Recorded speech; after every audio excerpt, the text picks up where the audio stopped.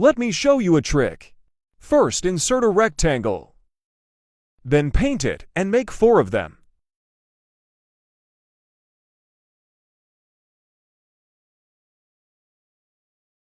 Now insert smaller rectangles to each corner.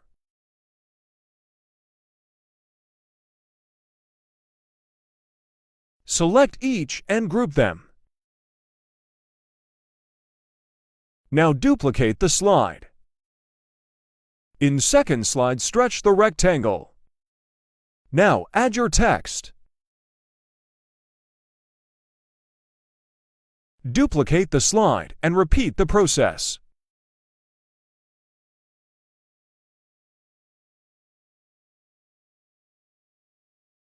And same in fourth slide.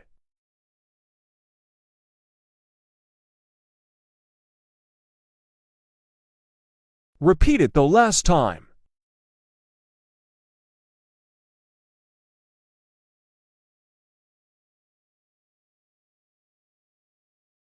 What's left now is to add morph transition.